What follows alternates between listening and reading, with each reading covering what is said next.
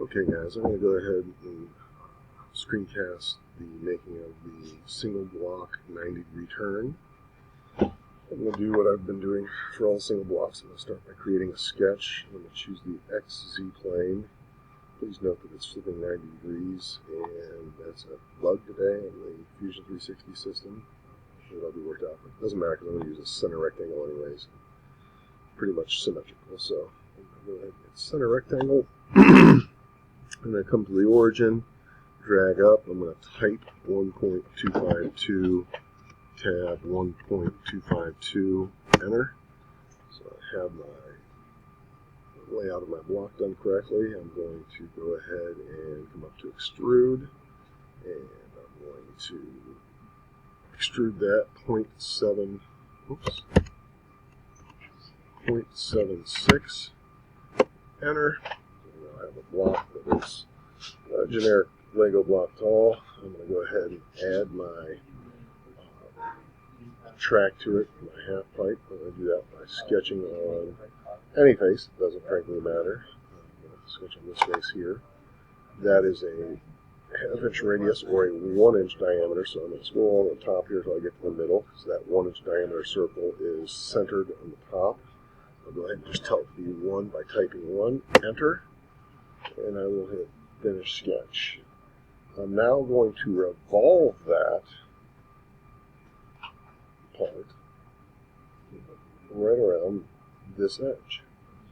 By doing that, I want to make sure this says cut. If it said join, it would look like that. I certainly don't want that, but I want to have a cut, and at 360 degrees is fine. It's not a cutting error. I only have to go 90 degrees. I'm guessing at negative 90.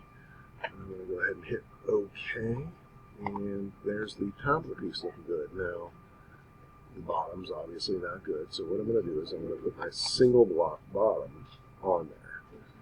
My single block bottom's already been prepared to make that as kind of a precursor, and I'm just going to remove 1/4 inch off the bottom of this and assemble as a joint. I think I'm just going to move this on there if you want. So I'm going to go ahead and do a removal. So I'm just going to sketch on any one of the faces a box that goes from that corner to that edge, and then that's 1.252, and the key is I want it to be 1/4 inch tall, so it comes out to replace what I cut out.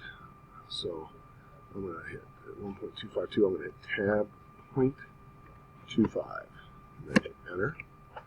I'll finish that sketch. I'll go back to my isometric view here so you can see what I do. I'm going to come down on this box, and rather than bringing it out like that, I'm going to take it that way, which automatically turns it into a cut operation, and hit OK. So I just sliced 1/4 inch off the bottom. Now I'm going to add this over here. So in order to add that, I'm going to come over here and I'm going to right click and insert into current design. It'll just appear. It appears, because they're both derived the same way as center rectangle, it appears in the proper place. I don't have to move it at all. And hit OK. Now, the thing is, that could slide around. So I'm going to hit Control Z to move it back, and I'm going to make it so it can't. So I'm going to come up to As Built Joint. Click on, it doesn't matter which one I clicked on first. I clicked on that one and then that one. So I selected selected two components, and it's rigid. I'm going to hit OK.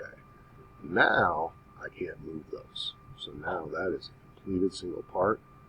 And if you look at the bottom, ooh, lovely. That is a working part that will fit our Legos perfectly.